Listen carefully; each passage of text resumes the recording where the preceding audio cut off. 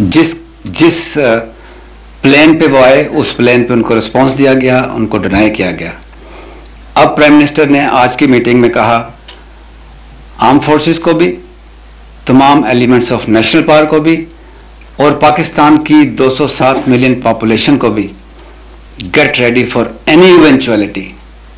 अवाम तैयार है, आपने पॉलिटिकल पार्टीज के आज रिस्पॉन्स देखा है, सब एक हैं।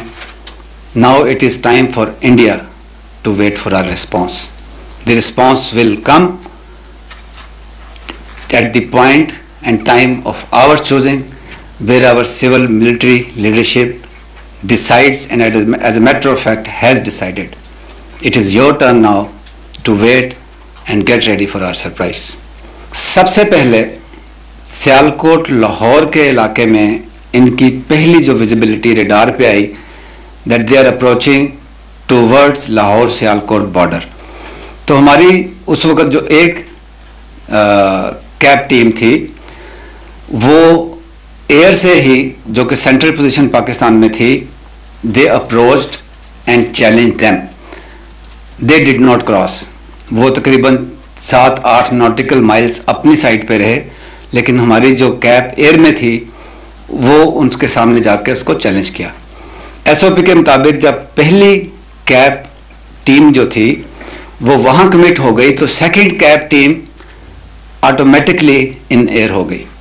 While they were facing the threat in Lahore Sialkot sector, एक और उनकी जो फॉर्मेशन थी वो काड़ा बहावलपुर के सेक्टर में हमारे रेडार्स ने पिक किया।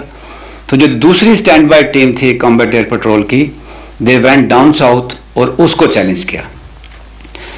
तीसरी हमारी जो कॉम्बैट एयर पेट्रोल था जो कि next in line in air था, तब हमारे रेडार्स ने पिक किया कि एक ज़्यादा हैवी इनकी जो टीम है वो मुजफ्फराबाद सेक्टर में किरण वैली की तरफ से अप्रोच कर रही, and that was a heavy team.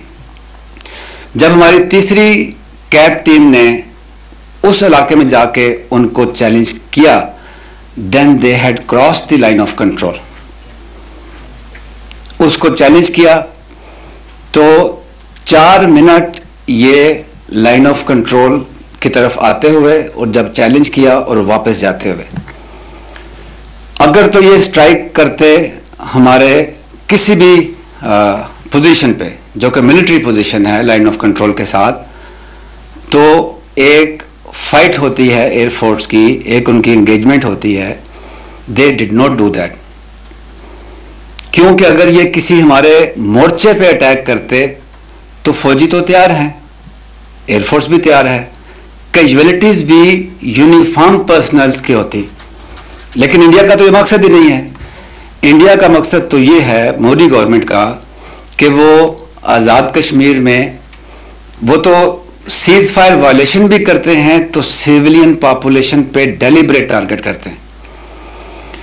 अगर उनकी स्ट्राइक से कोई हमारी आर्मी की पोस्ट पे स्ट्राइक होती तो यूनिफॉर्म सोल्जर्स की शहादत होती और उनका मकसद पूरा ना होता। उनका मकसद किसी ऐसी जगह पे टारगेट करना था कि जहां पे सिविलियंस की कैजुअलिटीज हों, आइडेंटिटी उनकी सोल्जर ना हो और वो ये क्लेम कर सकें कि हमने एक टेररिस्ट कैंप पे हमला किया है, हमने जो उनका मकसद था वो टेकआउट किया, और उनकी जो वार मॉन्गरिंग थी और जो पॉलिटिकल जो है फ़ायदे के लिए, इलेक्शन के लिए जो करना था वो उनके लिए फ़ायदेमंद होता। अगर आप ये देखें तो लाइन ऑफ कंट्रोल आपको येलो और ब्लैक में नज़र आ रही है, रेड में इंडियन ऑक्यूपाइड कश्मीर लिखा हुआ है।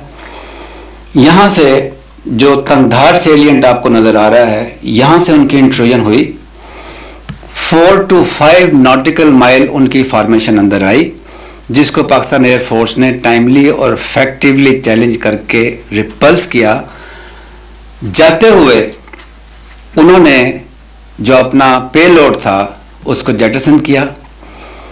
इतने डिस्टेंस से जो उस वक्त एंगल था उसका एग्जिट का, जो उसका पेलोड था, वो जब्बा के मकाम पर 4 उनके जो बॉम्ब्स थे वो गिरे और वो वापस चले गए।